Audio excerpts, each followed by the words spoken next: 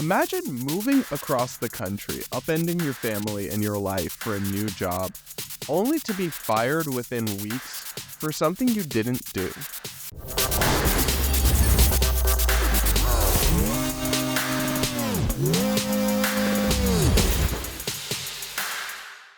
Hey guys, welcome back to the Base Politics Podcast. I'm Hannah Cox with Brad Polumbo. This week, the worst cancel culture story yet.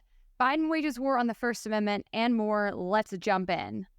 So we have to jump into our top story of the day. Brad, you covered this in article form over the past week, and I have to say I agree with you. This is one of the worst instances of cancel culture I think I've come across. Yeah, so maybe just before we even dive into the story, ask yourself this, readers, and Hannah, I want to hear your thoughts. Imagine moving across the country, upending your family and your life for a new job, only to be fired within weeks for something you didn't do. So, Brad, I have an anxiety disorder. I've had this exact fear before. When I was moving for fee, I was relocating to Atlanta, I was buying a house. I had this completely, unfounded fear that something would happen in the weeks in between me quitting my job and moving here for fee, that somehow something would happen and I would be fired and I wouldn't have a job and I'd also have to pay for a house. And it kept me up at night. So I actually do know what this might feel like, because when you have anxiety, you often have to live traumas you don't actually go through over and over.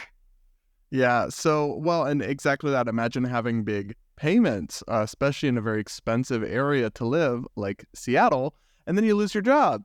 So this is the fate that a journalist named David Joseph Volodsko met within weeks of starting a new role as a columnist and editorial board member for the Seattle Times, which, for folks that don't know, is a Seattle area major newspaper, very liberal leaning. And in a new piece for the Free Press, this experienced writer, David Volodsko, right, he recounts his story of why he got fired. And it's one of the most harrowing and just unjust instances of cancel culture I've seen yet.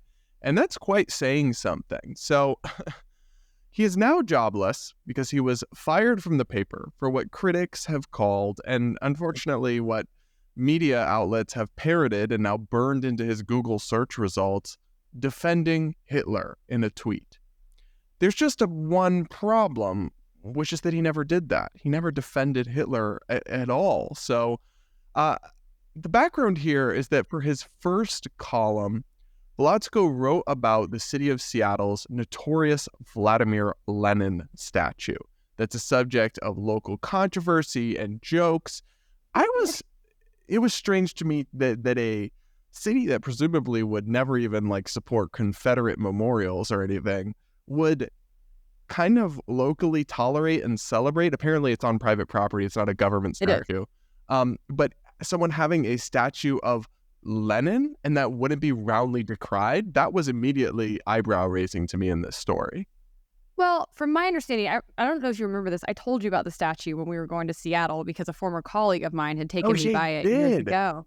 And it actually is a polarizing subject. It is on private property. So I think you have to, take this whole thing with a grain of salt. There's only so much anybody can do besides pressure the person who owns the property to take it down.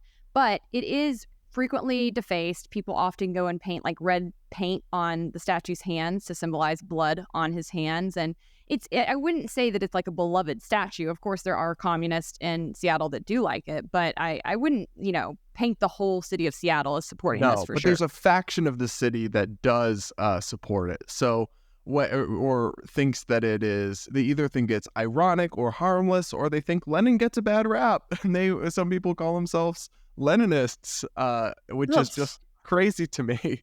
Crazy. But so in his first column, Volodsko wrote about this statue because he was really surprised to encounter it upon moving to Seattle, and he accurately recounts Soviet history and decries Lenin's, quote, secret police raids, gulags, mass torture, extrajudicial killings, and public executions, as well as his, quote, genocidal killing or deportation of up to 500,000 Cossacks and execution of millions of prosperous peasants and their families. He asks why a city that would never accept statues of, say, Confederate-era American leaders, somehow some of the people feel differently about Lenin. Now, I went back and actually read this column that led to this whole cancel culture saga, and I think one could agree with it or not, right? But it's undeniably well-reasoned, it's insightful, and it's interesting. But he got a lot of backlash from it, lots of angry emails, lots of comments, lots of Twitter hate. And then it was actually a tweet that got him in trouble. Can you read for us what he tweeted that went so awry?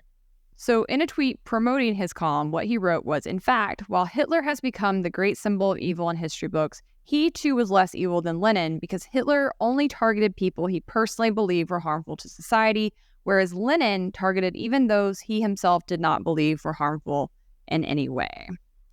So, I have to say, I have tweeted something sort of in the same spirit as his article in the past, which is that I think communists should be treated like Nazis. I think the ideology has led to more deaths than any other out there. I think it is outrageous that someone would just bold-faced say that they support Lenin or Mao or Stalin or any of these guys in that camp. You know, I think that is outrageous. These are mass murderers.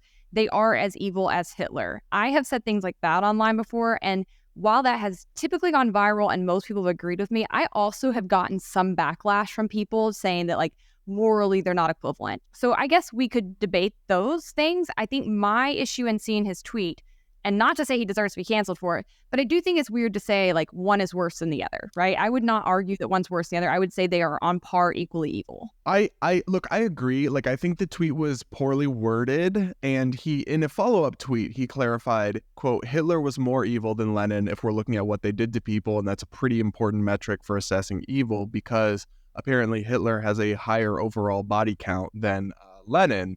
They both have killed millions of people, and I don't know about you. I think that tweet, while kind of niche and academic and a little bit cringely worded, it doesn't sound like a defense of Hitler in any way. No. Like, he's not saying Hitler wasn't evil, and yet that's the narrative that they ran with. And it didn't matter that, you know, his column was very clear about them all being evil. It didn't even matter that his grandfather had literally escaped a Nazi concentration camp, or the fact that he'd spent most of his, a significant portion of his career reporting on the dangers and lies of neo-Nazism. He also went and reported in Ukraine critically of Russia and their invasion. This is also important context here. This is not some conservative. This guy self-describes as a democratic socialist, and he was hired to the editorial board of a very left-leaning newspaper. And even like a lifetime of journalism, even a, you know, fully committed to the progressive project ideologically, one poorly worded tweet, which he later apologized for, and boom, that's it. And initially the paper told him they were going to stand by him, but just within a few hours later, they had fired him and put out a statement. You want to read that for us, Hannah?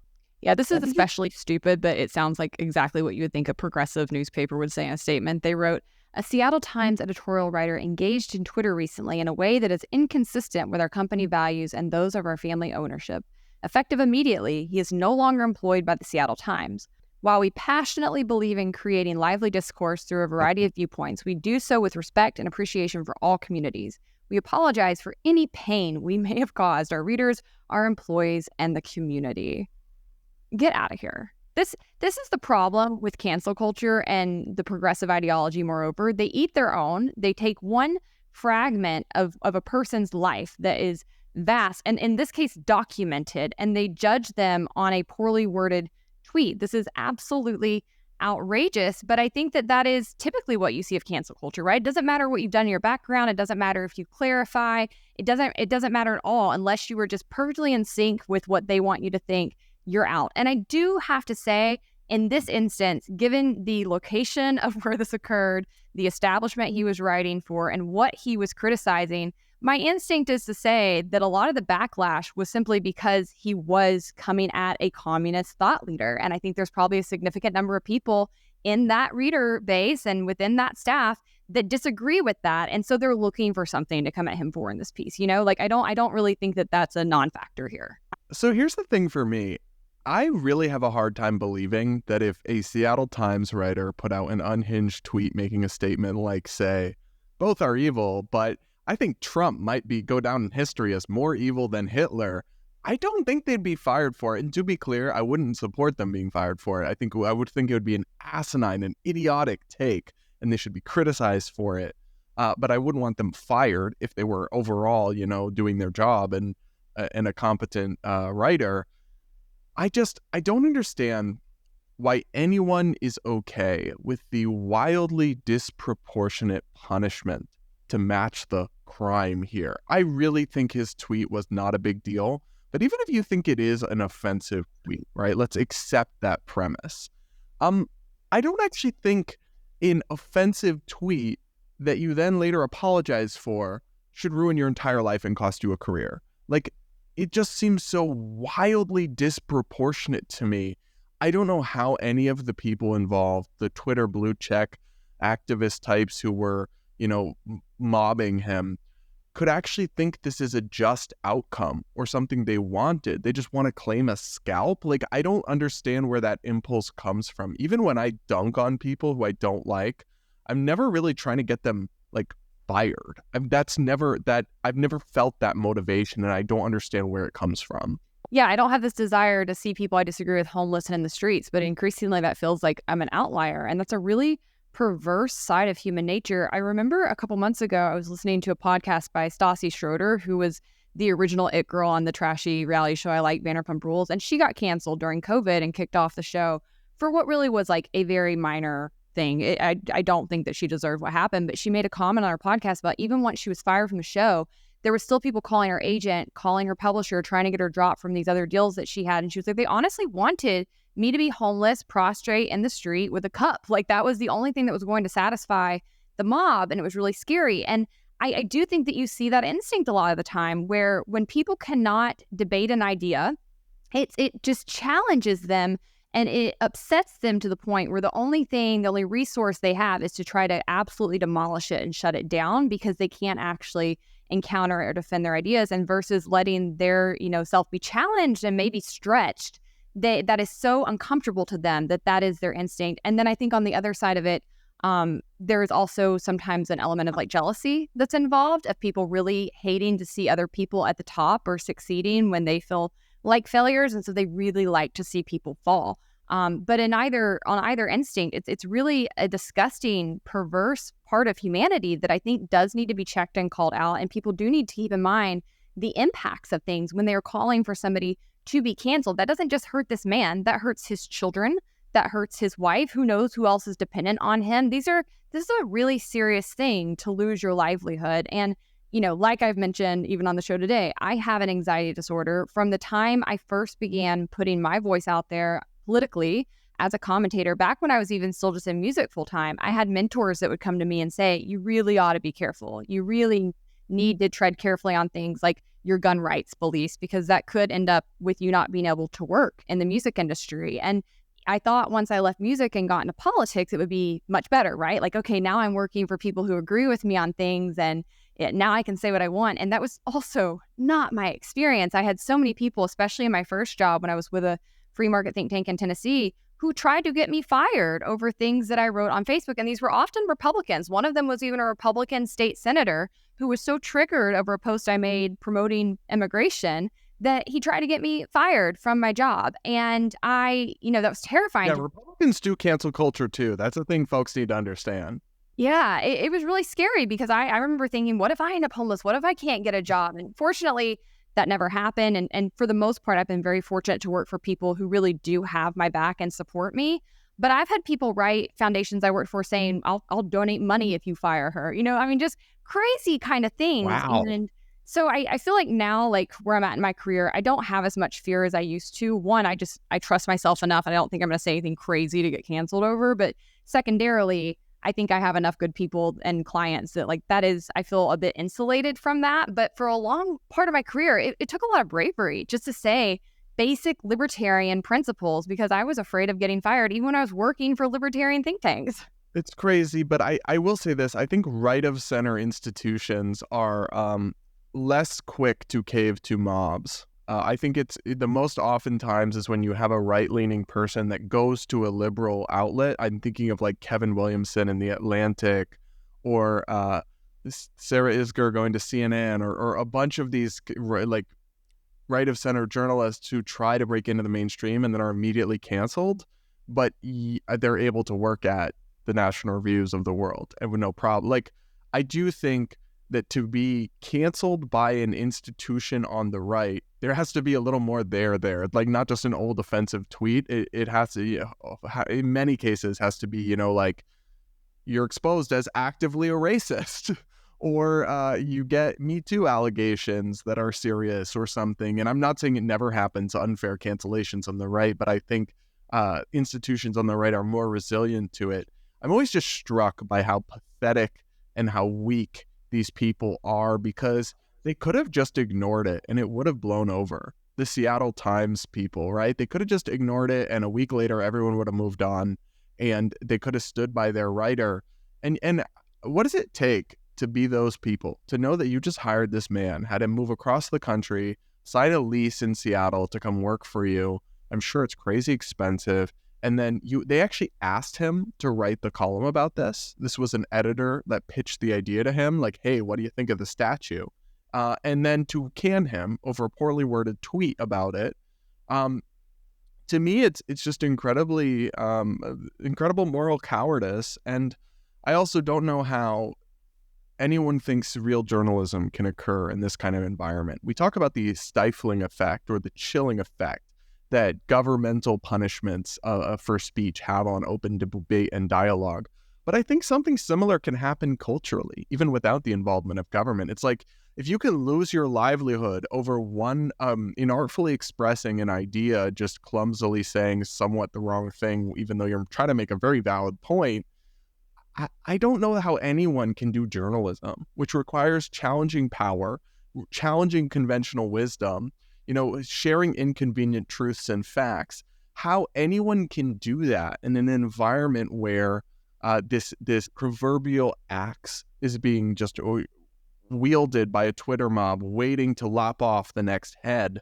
And I also think if I was one of those people tweeting furiously, calling for blood, I'd be worried that it'd be me next time, because we've seen this. The cancelers get canceled, and then all of a sudden they have a very different approach about it. I just think we should extend a little grace to people, and we shouldn't define them by their worst moments or their least artfully expressed ideas. I don't know. I think the whole thing's deeply disturbing, in part because it's not an outlier. I could show you so many stories like this, but to me, this typified it as just one of the worst, one of the most egregious. And it's also interesting to me when it happens to people on the left. Right? It's not just conservatives who get canceled. They really do eat their own. Yeah, I would say even within conservative world, sometimes there is too much hesitancy to write somebody off, right? Like, we'll see people actually promoting, like Andrew Tate's a great example, where people are like, it's just cancel culture coming for him. It's like, no, he said and promoted some really, really disgusting bad things that are completely antithetical to what we believe in, and that should be denounced, and we should not be giving him, any more money. I think there can be too much hesitancy in that regard, but I think on the left, they are trigger happy. I think the decision by the Seattle Times is gutless. It shows that they don't have any principles or values. And you're absolutely right. In that kind of environment, journalists can't and won't and are not reporting the truth. They are nothing more than mouthpieces for the establishment. And this is one of many reasons that the mainstream media is dying, because they don't stand for anything. And I think if you are at the receiving end of this, whether it be as an employer or employer, the truth is you shouldn't bend the knee. I don't think that you should apologize. I don't think you should back off. I think you should call it out for what it is. This is what I said. You're not going to twist my words, and you need to be able to stand up for what you believe in and not get just bullied by these people, because it will never be enough, right? It will just keep going, and you're right. It will eventually come for more and more and more people. These are just small people. They're online bullies. They have nothing to do with their lives. They're shallow and vapid and hollow, and they're taking out their angst on strangers they've never met. And at some point, people have to learn to just stand up to them and tell them, get stuffed. Like, we don't care what you think. Go away. You're just trolls. Hey guys, Hannah here. Big things are happening at Base Politics, and we want to make sure you stay in the loop with all of our productions and developments. If you like the Base Politics podcast, you can find it every Wednesday morning on Apple Podcasts, Spotify, and Brad's YouTube. You want to support the show? Be sure to join the Base Politics Locals channel, where you can help produce it for only $5 a month. You can also catch our new shows, Propaganda and Damage Control, every Saturday on our respective YouTubes and Facebook channels. On Damage Control, Brad teams up with right-of-center LGBT guests to restore sanity to the increasingly unhinged debate over these issues. And on Propaganda, I'm taking video footage of police behaving badly every week and using those videos to expose problems within U.S. policing and the laws that guide it. Remember, Base Politics is a nonprofit organization dedicated to moving the culture through content. If you want to be a part of these efforts, you can donate to fund our work at base-politics.com. All right, well, speaking of bullies, we need to turn our attention to government bullies, specifically within the White House. Congressman Jim Jordan has recently been overseeing some hearings where they are subpoenaing Facebook on communications they had with the White House that pertain to censoring Americans online. Let's roll this clip. Because the White House was demanding it and they wanted to keep their cozy relationship with the Biden administration, they censored First Amendment speech. That's what this clearly shows. And frankly, we got more documents that we're reviewing that I think are going to show it even more so. So, according to the Wall Street Journal, internal Meta emails say pressure from Washington was behind a decision to take down posts attributing the pandemic to a man-made virus. Facebook complied with the request and removed content by users, aka censored the free speech of the American public. Facebook complied with the request and removed content by users, aka censored the free speech of the American public, that presented evidence of a lab leak theory. Nick Clegg, who is Facebook's president of global affairs, wrote in a July 2021 email, "Can someone quickly remind me why we are removing rather than demoting or labeling claims that COVID is man-made?" He was responded to by Facebook's vice president of content policy, who said, "We were under pressure from the administration and others to do more. We shouldn't have done it." The emails... Wow. Yeah. The emails were obtained by the House Judiciary Committee, which is subpoenaing Facebook as part of a larger investigation into the government censorship campaign against social media companies and users. They were written 3 months after Facebook ceased its censorship policy over the lab leak theory. And the lab leak wasn't the only thing that the White House was trying to get censored on Facebook. Other communication shows senior Biden advisor Andy Slavitt melting down over the company's failure to remove a humorous meme that portrayed COVID vaccine participants joining a class action lawsuit. And Brad, I actually was able to find this meme. Can you describe it for us? Yeah, so this is like a pretty typical like Facebook boomer meme, I'd call it. So it's got Leonardo DiCaprio pointing at the television screen, and the subtext says, 10 years from now, you'll be watching TV and hear ... Did you or a loved one take the COVID vaccine? You may be entitled to ... blah, blah, blah, blah. Obviously, that riff of like, you know, those ads that come on like certain channels that are trying to get you to join a class action lawsuit about, did you take Cymbalta, blah, blah, blah, or like that kind of thing. I mean, I find it hilarious that this was actually something that the White House was paying attention to and using our tax dollars and their time to try to get removed. It's literally a meme. It's not even asserting. It'd be one thing, right, if this was like some manifesto of false information about vaccines or something. It was literally a meme. It was literally a meme. And according to these emails, Andy Slavitt was outraged that Facebook did not immediately comply. And in fact, to their credit, Nick Clegg did seem to at least make an attempt to stand up for the Constitution against the White House. He wrote, "Removing content like that would represent a significant injuries of free expression in the U.S." But Slavitt was unperturbed. He did not care. He replied that such communications would, quote, inhibit confidence in COVID vaccines amongst those the Biden administration is trying to reach. My blood was boiling when I came across this, Brad. It's one of those things where we did know it was happening, right? We have the Twitter files. We obviously knew that they were doing this to Twitter. They were doing it to probably every other social media company out there.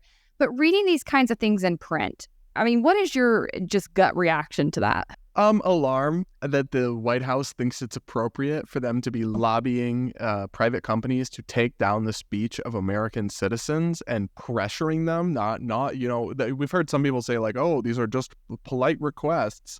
Clearly, it's a pressure campaign. Clearly, when a senior advisor to the president of the United States is expressing outrage at you as a company, you're going to feel tremendous pressure because they're wielding, you know, a massive axe looming over your head of they can regulate, tax, punish you, all these things, and you're trying to stay on good terms with the most powerful man in the world.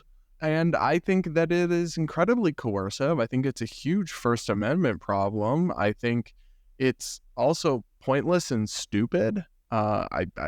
Yeah, I mean, and I think it's probably the tip of the iceberg. There's probably so much more of this because even like from the White House podium, then Press Secretary Jen Psaki was admitting at the time they were contacting Facebook, lobbying them to get posts down. Now we have the leaked emails and we know how bad it was. But there's no business in government doing this. Perhaps with like the most narrow exceptions for national security about like sending, flagging terrorist recruitment propaganda or something.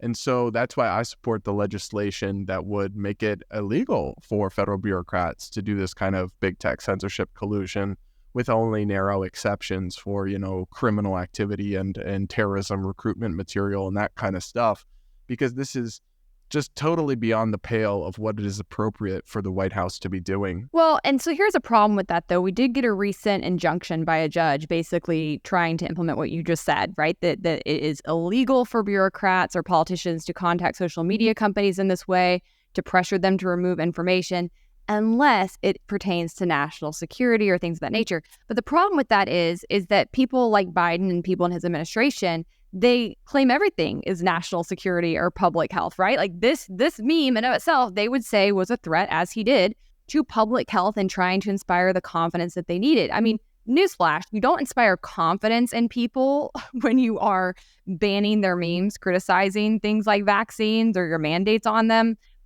No, it fuels the conspiracies. It fuels But this them. is around the time that Biden was trying to implement a disinformation board. You saw him pushing this idea that disinformation was dangerous or even could be deadly. And so this kind of censorship is what they are gunning for even more of. And my problem with Jim Jordan and many other Republicans is that even in the clip we rolled of him, you can hear who they predominantly tend to blame for the situation is still the social media company. They're criticizing Facebook more than they are Andy Slavitt or other people within the White House. And it's when you think about the pressures of a company in general and a White House person, a senior advisor, contacting you and saying, we want you to do this.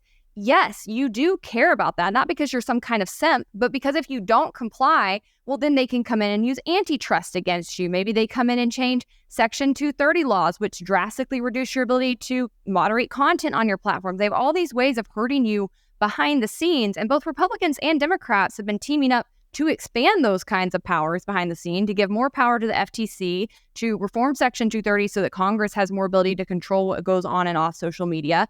It makes no sense to me. You see a very real problem of the government censoring Americans via third party and pressuring private companies to do this. And instead of going after the government so stringently and trying to implement repercussions on these actors, they instead are oftentimes pushing ideas that would put more control over private companies, specifically the tech sector, in the government hands. And I think that it's completely backwards. We should be concerned about that because the actual threat to public health, the actual disinformation campaign was going against the American people. They were trying to cover up the presence of our tax dollars in that lab. There is a very real reason why the lab leak theory was so disdained. It was so shouted down. It was marginalized, called a conspiracy theory, even though we had the documents, thanks to White Coat Waste Project, where I'm a fellow who had obtained these documents long before COVID even was an outbreak, that proved that we were funding these things in that lab.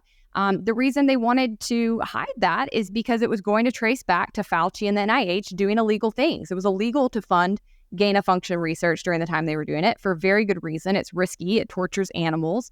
And they were trying to cover that up. I think that to this day, it matters tremendously if our tax dollars were used to create the creation of COVID, but then perhaps the subsequent leak of a global pandemic that killed millions of people, that wrecked the global economy. This is the actual threat, the government's actions. And when they try to implement disinformation campaigns or censor, it is almost always to cover up their own tracks. It's not actually to protect you or make sure you have true information or that you have everything you need at your disposal to make the best decisions for your life. So that is the danger in giving the government any power in this regard. And I just do still think that despite us getting this kind of information, you see both Republicans and Democrats continuing to get played and going the opposite direction.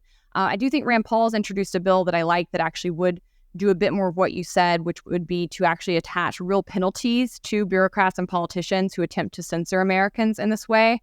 But I believe that it's civil penalties, if I'm not mistaken. I would actually like to see it go a step further. I think it should be a criminal charge if you violate the fundamental rights of Americans as a politician or a bureaucrat, if you use your position of power to subvert the Constitution, I don't think that's a nothing burger. I think that should be taken seriously. I think that's one of the failures of our founders. They did not put enough actual recourses in our Constitution to deal with people like this. But to me, like, you're a traitor to the Constitution. So I guess I think that civil penalties would be sufficient. Losing your job, I think you should be able to be sued, get rid of qualified immunity for personal damages. But like, I think criminal law should be reserved for, like, Andy Slavitt trying to get this meme taken down shouldn't land him in prison, in my opinion. Yeah, I'm not somebody who's very prison happy, but to me, using your position of power to undermine the fundamental rights of Americans, I don't think that stops until there are serious criminal penalties for that. And I think we're probably, in all honesty, a long way away from any of it, right? From any penalties whatsoever, because you do have qualified immunity and because Congress is going to be hesitant to pass legislation that actually holds people accountable because a significant number of people in Congress don't want to be held accountable. But I think if I were the founding fathers and I could rewrite the Constitution, that would be something I would add in. And I think that would actually do a lot to claw back just the gross expansion of government power we've seen over the past 200 years. Hey guys, Brad here. I just want to make sure you're staying in the loop on all things space politics. We've also got 2 new shows you should check out. One is my new show, Damage Control, where I'm teaming up with right-of-center LGBT guests to restore sanity on these increasingly unhinged issues. Then there's Hannah's show, Propaganda, where she's reacting to videos of police brutality and exposing the systemic flaws in the U.S. criminal justice system. Check these all out on our individual Facebook and YouTube pages. And remember, Base Politics is a nonprofit organization, so you can help us move the culture through content by going to base-politics.com and donating today. All right, well, let's move on to our quick hits. Up first, it looks like Brad and I found a Democrat senator who we actually agree with on something. Recently, Raphael Warnock of Georgia, so he's one of my senators, gave an interview and he actually said something pretty base. Let's roll the clip. Indicate that you are not an owner of individual corporate securities yourself. Where do you come down on whether trading in individual company securities or fixed income securities issued by individual companies ought to be banned for members of Congress? Yeah, I think that the American people deserve to know that when their members of Congress are voting on one issue or the other, for example, the one we were talking about, the issue around fees and that kind of thing. The reason why I'm able to speak in a clear voice about this is that I'm not owned by any of these companies, and I don't own individual stocks in those corporations. And so when I make decisions about what we ought to be doing to protect consumers, I'm guided by what's best for the people at home, and I'm not thinking about how this will impact my own pocket. So I actually loved what he said here. I think I share his opinion that I don't think members of Congress should be buying and trading in stocks. I think it is a very perverse incentive for them. I don't think it's a fair advantage over the American people. So what I would say should probably happen is that if you are elected, there should be some kind of a management that your stock portfolio goes into. It's managed for you while you're in office. You don't have your hands on it. I think that that's really a fair way to approach this. It keeps, politicians from putting their thumb on the dial for these companies and making decisions that might benefit them personally. So I love this energy. Yeah, this is one of the only things I agree with, like, say, Elizabeth Warren on. She's a big proponent of this. I would say this. I think that members of Congress should be allowed to own, like, indexes and stuff. But it's the individual stock trading that's the problem. You look at, and sometimes the problem is more the appearance of impropriety than the actual impropriety, because a lot of members of Congress trade at or below the market. They've run analysis on this. There's that website, what is it, like Everyday Whales or something? This weird website tracks this stuff. But even then, like, specific trades and deals that happened around the time of COVID raise huge red flags. And even when it later comes out that they're actually in a blind trust, people lose faith in their officials, and they, it just creates this enormous skepticism and scandal. And then in some cases, like Nancy Pelosi's husband they trade wildly above the market. And that's while having access to top secret briefings, knowing what legislation's coming down the pipeline that will affect certain industries, and directly controlling what industries get cash and subsidies and which ones don't. It's like crazy to me that anyone could really think that that's not kind of a form of insider trading, right? Like it obviously is. And the only coherent argument I've ever heard against restricting stock ownership is that we don't want to limit access to elected office to only rich people. And if you take away the ability to like invest and grow your wealth, well, then the only people who can serve are going to be very wealthy people.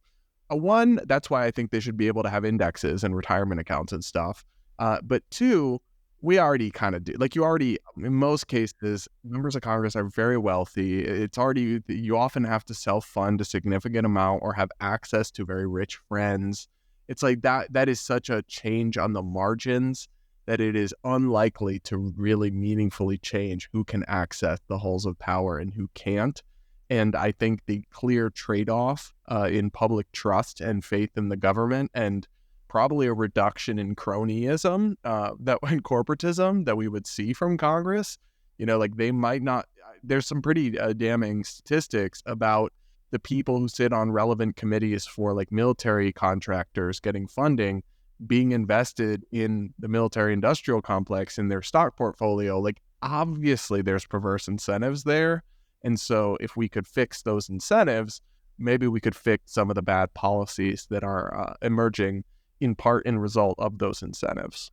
Yeah, I think it's fine to save for retirement. It's fine to have funds. I just don't think that they should be managing them or really have a hand to know what's going on, put them in the hands of somebody else, or do the index funds like you said. But I do think that this is a problem. There is a reason you see so many people go into Congress. Many of them don't go in above average wealthy, and yet they come out crazy wealthy, even though they're being paid something like $175,000 a year. It doesn't track. There's a whole website where you can actually follow Nancy specifically and her investments, because her and her husband do so much better than the average investor. So I definitely think there is smoke where there's fire. I'm not that concerned with making it less attractive for the average person to be a politician. I think many of the incentives right now for somebody to run for office are already for people who want to be powerful, people who want to be rich. If I see nothing wrong with making it more of an actual like servant leadership type position, so that people who genuinely cared about the country were incentivized to serve, and those who were in it for their own enrichment or power had less incentive to go into it. So I'm not concerned with weighting the deck a little bit against that factor. But as a whole, like, I thought this was great. This is something we can partner with Democrats on. I love to find issues like that because it builds camaraderie. And guys, if you can find issues where you do agree with the Democrat, start working with them on it, because I guarantee you, then you'll find 2 or 3, and oftentimes you'll be able to influence them, and you might even find they become libertarians or a little bit less leftist. So I think it's a great place to start. Okay, let's move on to our next quick hit. What do we got? So there's this new trend on TikTok of people basically hating on America and talking about how much better Europe is and how they want to move to Europe. Let's roll this clip.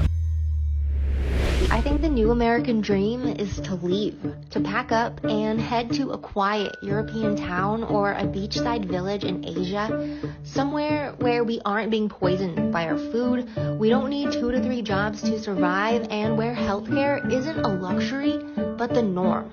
Someplace where people stop and appreciate the little things and enjoy the slow life. A safe place where the community comes together and supports one another. We've been misled to believe that life is about enduring our circumstances and place of birth, but it is not a requirement in life that you have to stay in the same place you were born and spend your life struggling. So my first thought is, then go. Then get out. Literally, you can leave. No one's making you stay. And there's so many millions of people across the world who would love to come take your spot and come be in America. But also, like, I'm sorry, there's just fact problems with this. As a matter of statistical fact, barely any Americans work 2 to 3 jobs. That is an extremely rare phenomenon. All of this stuff, just the whole narrative that this person, and it's not just this person, this is a whole genre of TikTok commentary. They're painting the most idyllic possible vision of like Italy, of Asian beachside villages. There's so many societal problems and things about those societies that they're just completely ignoring and acting like there's some utopia. I mean, the US isn't perfect, but there's a reason people all around the world want to come here. And this is just, this almost feels like paid for by, and then the government of the country they're advocating for should be probably disclosed, because like, it's just, this is propaganda, right? It's not like an honest look at the pluses and minuses of living in two different countries. Because obviously, you know, there are ways in which other countries are doing better than the US in some areas. Like, it's not like the US number one, always perfect, but like this US is trash, flee to these perfect utopias overseas narrative that you see promoted on TikTok is just detached from reality. And guys, Brad is not wrong. This is a whole algorithm push on TikTok. I see this constantly every day. They are constantly showing me these kinds of videos, and they are typically very like edited, right? It's a girl in a sundress who's got her makeup perfectly on. It's seaside pictures and villas. And the reality is, even what they're showing you is not how most people live in Europe. I've traveled pretty extensively across Europe. It has some things going for it. It is more walkable. It is more dog friendly. There's things I like. But as a whole, there's a lot of poverty in many of these countries. Like when I was in Italy, I felt like I was in a third world country. Their airports felt third world to me. I got hassled. Basically, like the Uber driver who was, you know, a car service, like made us pay him $200 extra. He wouldn't let us out of the car. Like there's a lot of corruption going on in these countries. They're not all these seaside tourist villas. That's not how the average person lives there, period. So I feel like TikTok and China push this idea because they have an agenda to on Italy specifically. I mean, they literally have a far right leader they just elected who's writing gay parents off the birth certificates of their children. So like this idyllic TikToker is just leaving out a few things about this perfect nation. And just completely ill-informed. But again, I think this is part of a larger agenda to try to make Americans be less happy with the country, to create class warfare, to insist that there is this better way of doing it in these more socialized countries. And I am fed up with it because I know better than that. And it's not hard to know better than that because we have the internet at our fingertips. So I'm going to data dump for people just so that you have the facts you need to encounter this kind of BS, because I'm over it. So first and foremost, she opens the video by saying that increasingly Americans just want to leave, right? That's the American dream, is to leave. And that is such utter hogwash. To be clear, the U.S. is home to more immigrants than any other country. Nobody wants to go to a single country more than people want to come to the U.S. In fact, more than 45 million people here are immigrants, according to the latest census estimates. More than 1 million try to come to the U.S. each year on top of that. 72,177 were deported in 2022 alone. So people are desperate to come to this country from nations all over the world. And in comparison, until a decade ago, fewer than 1,000 Americans per year chose to renounce their citizenship.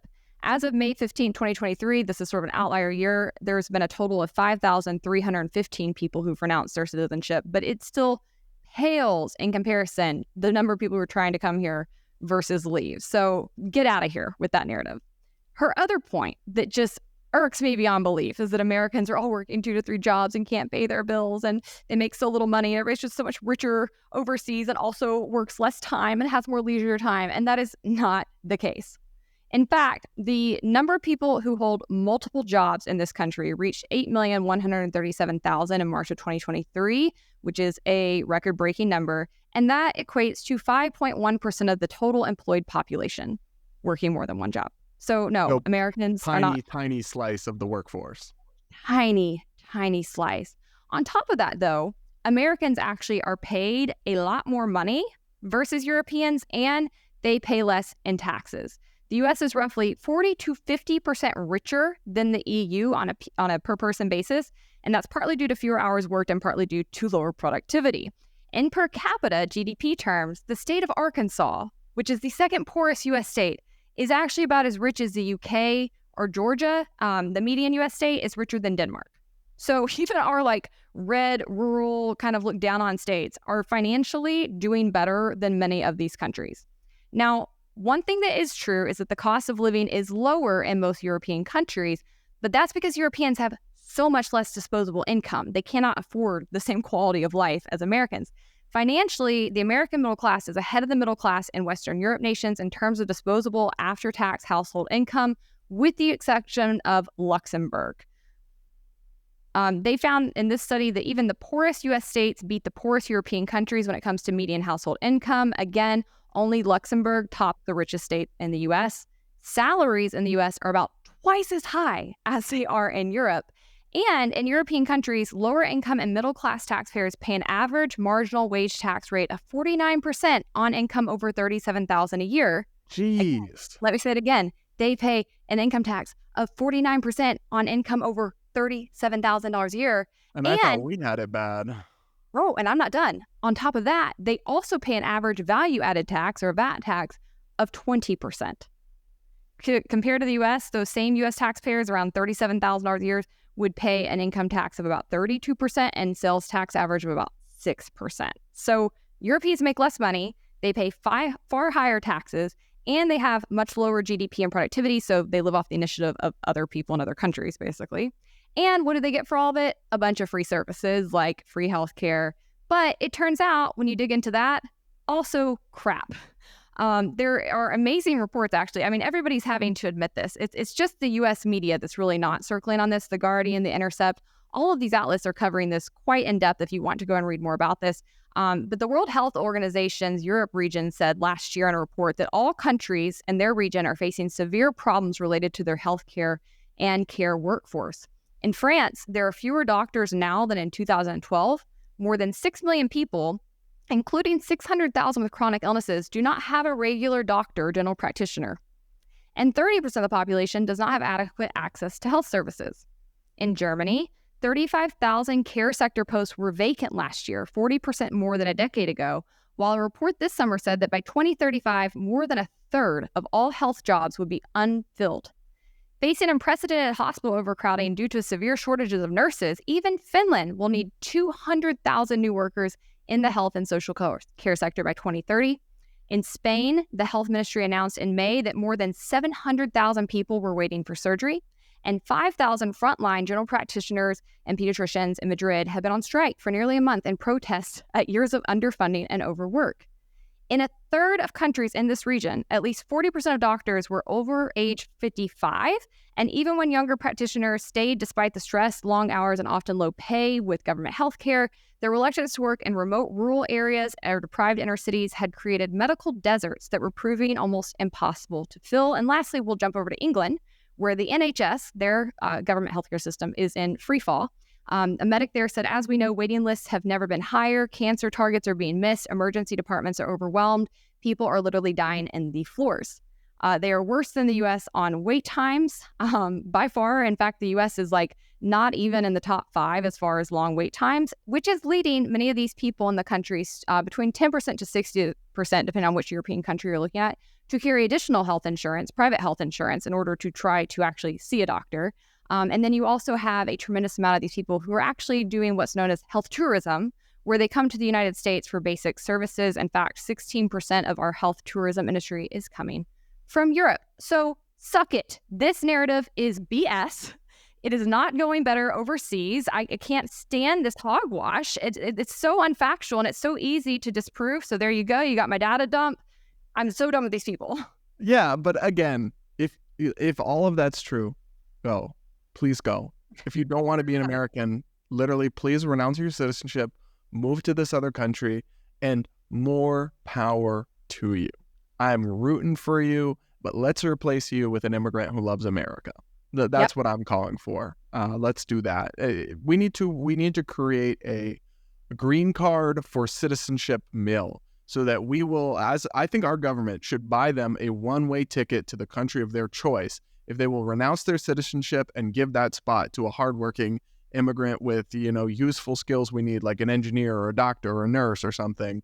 We would improve our society overall by letting these people go and bring in, hardworking, industrious immigrants who love America and want to be a part of it. So that's what I think we should do in response to this TikTok trend. Absolutely agreed. In the words of Sound of Music, so long, farewell, Avitas, and goodbye. Get out. We don't need you. I want the workers and the doers and the true dreamers who want to create something here. Let's swap them out. Do you know I've never watched The Sound of Music? Oh, Yeah. that stabbed me in the heart. Yeah, I've never have. And you gotta watch it tonight. Like seems, immediately. It seems really boring. No, you would love it. Would I? Yes, I think you love High School Musical. Is it really similar to High School Musical? No, but it's great and it's a musical. I generally don't like musicals, though. That's the thing. All right. Well, it's one of my favorite movies. I used to watch it on repeat as a child. I think you might like it. It's got a lot of World War II history in it. It's a true story. You can even go visit this hotel in Vermont that the Von Trapp kids or their descendants own and operate to this day. It's a story of overthrowing, Hitler. It's great. All right. Well, let's move on.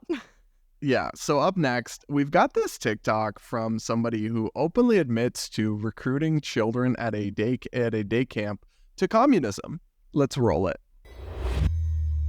I was a camp counselor for 1 week and turned an entire cabin of 13-year-olds into leftists. Here's how.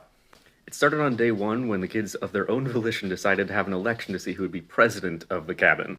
They had me track votes anonymously, and I may have broken the tie in favor of the obviously queer kid. Another kid who was weirdly obsessed with Russian history then asked if he could be Mikhail Gorbachev to the cabin, to which I said, I don't think so. You could be Karl Marx, though? He was thrilled. The kids then, somewhat clumsily, started discussing the merits of their communist government. It probably would have ended there, but on day 2, the president told me that he had trouble sleeping the night before and asked me if I had anything to read. I had exactly one book with me, The ABCs of Socialism. This kid read the entire book in one night. The next day, another kid asked for it, and then another. By day 4, Karl Marx proposed that our cabin cheer be the communist cabin, where everyone is equal, and everyone agreed. So, I am beyond disturbed at this. I mean, there's so many red flags here that make me think this person should not be in a position of authority over children. And I'd be really pissed if I sent my kid to camp and somebody was pushing ideology on them like this, let alone like rigging the elections in favor of the obviously queer kid, which these are young children, so I have no idea what that's supposed to mean, but that's another huge red flag. I guess it's a tangent I won't go into.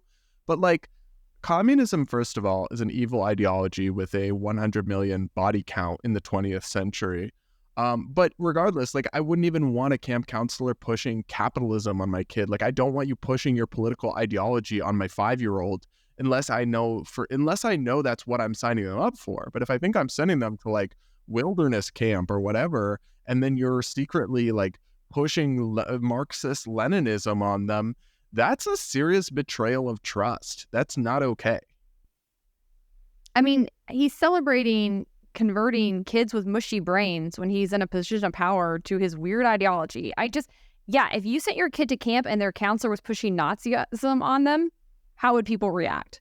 I think this should be treated the same way. Like I said earlier, I think communism and Nazism are on par. They're equally evil. They have killed as many people, if not more.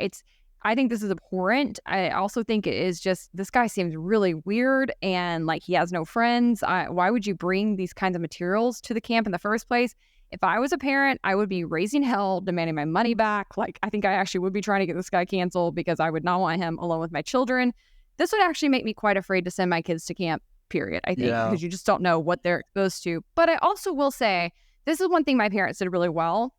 You should go ahead and expose your kids to these ideologies before somebody else does, because they will encounter them at some point. And just like government censorship doesn't work and just kind of makes things spread more quickly, if you make something taboo or don't allow your kid to understand, what the alternative ways of thinking are, then I think they're going to be more curious and they're going to get that instruction from somebody besides you. So for me, like, my parents taught me about communism. I read experts of communism throughout my homeschool curriculum. I had a very good grasp on what it is and what they believed and what its actual history was, so that when I started encountering it in the wild, I was not susceptible to it because I actually had been given a full and robust education. So I think that's important to do. But I'm with you. I don't think that you should be pushing your political ideology on kids when you're in a position of power, period.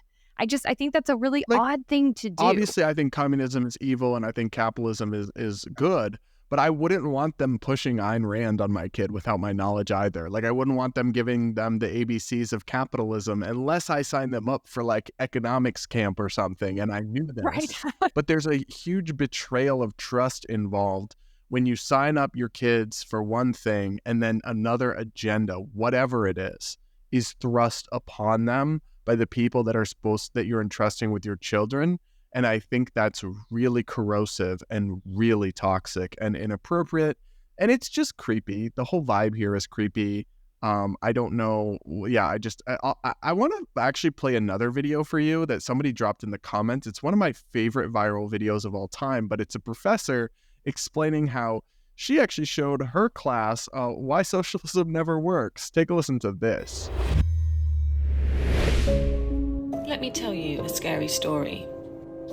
An economics professor at a local college made a statement that she had never failed a single student before, but had recently failed an entire class. The class had insisted that socialism worked, that no one would be poor and no one would be rich, a great equalizer. The professor then said, okay, we will have an experiment in this class. All grades will be averaged and everyone will receive the same grade. No one will fail, but no one will receive an A either. After the first test, the grades were averaged and everyone got a B. The students who studied hard were upset, and the students who studied little were happy. As the second test rolled round, the students who studied little studied even less, and the ones who studied hard decided they wanted a free ride too, so they studied little. The second average test result was a D. No one was happy. When the third test rolled round, the average was an F.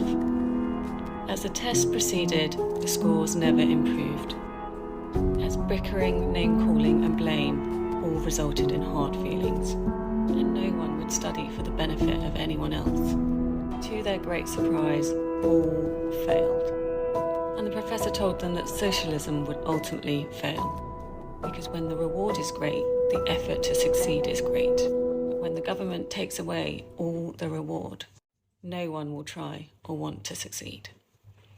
And that is socialism, my friends, a race to the bottom.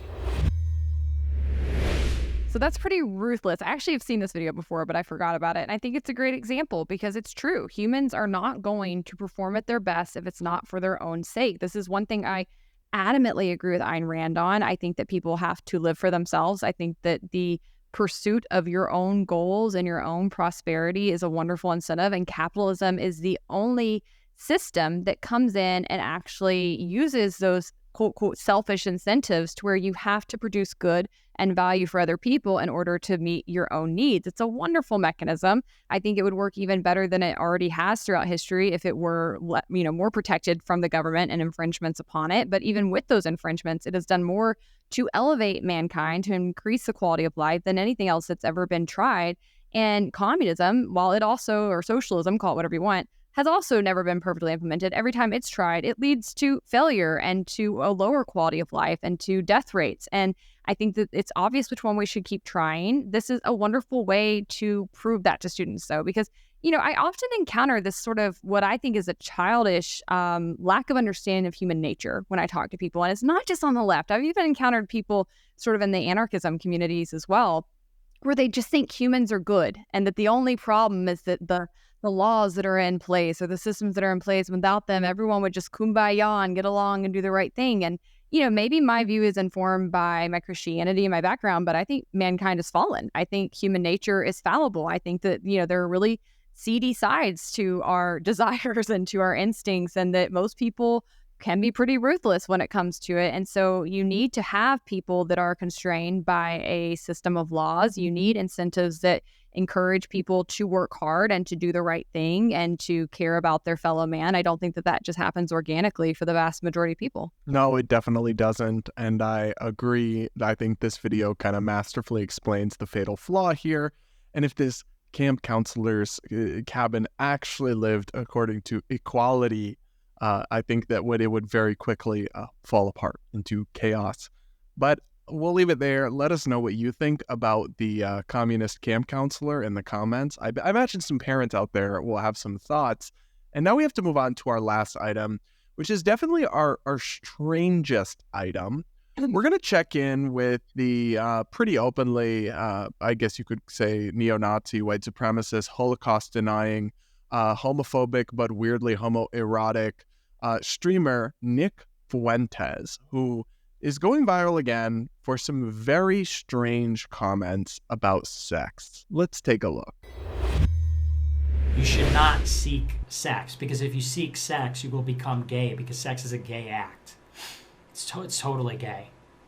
The straightest thing you could do is to never have sex. And everyone knows that's true. Want to know why? Because you retain your semen and you sublimate your sexual desire to creating things. That's why celibacy is the straightest thing. Because who are the celibates? Monks? Priests? Soldiers? Okay? Great scientists, philosophers, geniuses. So, did you know that for heterosexual men to pursue sex is gay, Hannah? I sure didn't. And I mean, this guy is he's just, I think, really clamoring for ways to spin being an incel into something positive for him and his base, because I think that's mostly who makes up his base. None of this makes any sense. It doesn't track at all. He is obsessed with gay people, though. This is one thing I've noticed in his content. I'm sorry. He's a closet case. He's an obviously repressed bottom. There's just no denying it at this point. I think he's also has associates who are like cat boys or something. I'm not 100% sure about that, but there's always... What's a cat boy? Don't ask, Hannah. But so... You said it. Now you have to explain. What's a cat boy? I think like a fetishy thing, like a boy that dresses like they pretend to be cats. Or maybe they just like wear cat ears. Or I can't say I've explored this particular thing, but I've seen that. I'm not 100% sure about it, but there's always been with the alt-right, they're extremely homophobic, but they're also extremely like homoerotic in a strange way that I think you often see in repressed closet cases. And I've got to say, like, to me, obviously what he's saying is absurd. Everything in that is absurd. There's nothing gay about acting heterosexually, and almost none of the people who pursue sex go on to become gay. It's not really how that works. But to me, I actually know somebody who knew Nick Fuentes before he went crazy, and he was a student at Boston University. He was apparently like a normal, sane conservative at one point. And essentially his story, his descent into outright Holocaust denial to the fringes of the fringes, is one where he just kept being pulled further and further to the right and to make more outlandish statements, because that's the only time anyone noticed him, right? He's not particularly talented or intelligent or insightful. So his only path to attention was to go more and more extreme every time. And that's a phenomenon I think we see outside of the alt-right in all media, this audience capture, this incentives to be ever more outrageous, to constantly just try to say the thing that will trigger the libs. And at some point, you've become, your outlandishness becomes so normalized that you have to actually start saying just truly unhinged things to even make a blip on the radar, and you turn into just a meme, a joke, and that is what Nick Fuentes has become. Yeah, I think that's a serious problem. It's one reason Brad and I, when we were discussing our business model with base politics, chose to go the nonprofit route, because we looked around us and we were rightfully concerned about what's happening to many conservatives in the media. When you live and die by clicks, I think the incentive is to keep saying crazier things, fringier things, to go with whatever's popular, and you start moving away from truth and principles quite quickly, and that's really contributing to the demise of our political discourse, and I think the outcomes of our public policy discussions as well. So he's a terrible example, but a good one, I guess, of what can happen if you don't guard yourself against that. I've never understood the weird tendency of some libertarians or like internet personalities to like collaborate with him or pal around with him just because they think it will get clicks or something. I mean, like, I don't believe in strictly policing people's associations, but at some point, like when somebody denies the Holocaust, make jokes about baking Jews into ovens, like, you don't want to be sharing a stage or a platform with somebody who's just truly vile and reprehensible, even if it will get you clicks. That's the same problem we're seeing now with these right-wing media outlets like Candace Owens just did this for the Daily Wire, interviewing and platforming Andrew Tate, even though we know now about all his predatorial, pornographic, pimp-like behavior and abuse of women that is alleged. They just know that anything attached to him will get clicks and views, and that's worth it to them, I guess.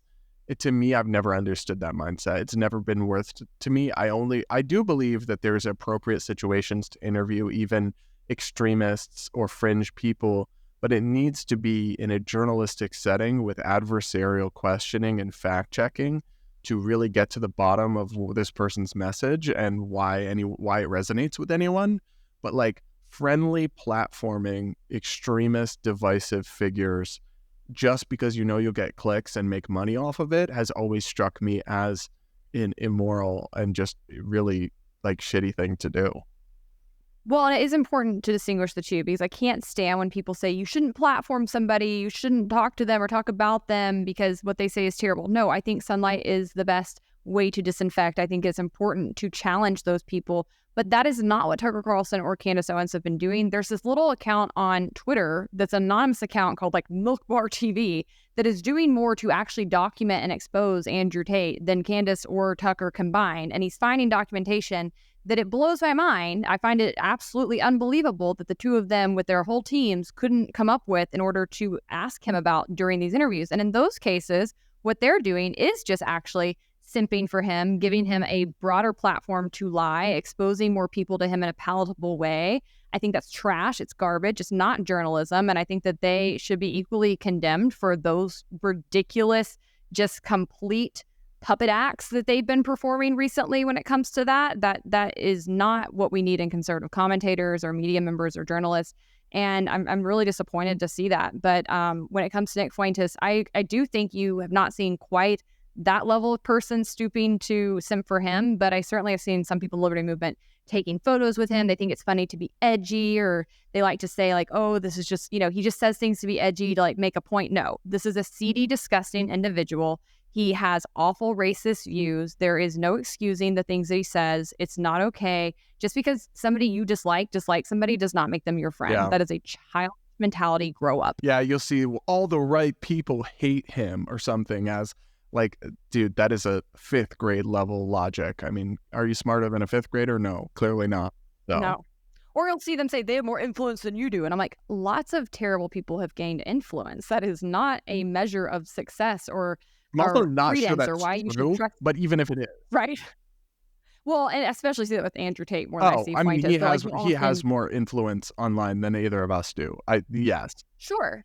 But that doesn't make him right. No, absolutely and I not. think that's the kind of ridiculous argument I see from his like little simps online as well. He's got a bunch of followers. He's richer than you. He's got more influence than you. And it's like, you just have no idea what metrics make the measure of a man. And it doesn't matter that a lot of people like something. That doesn't make it right. That doesn't make it true.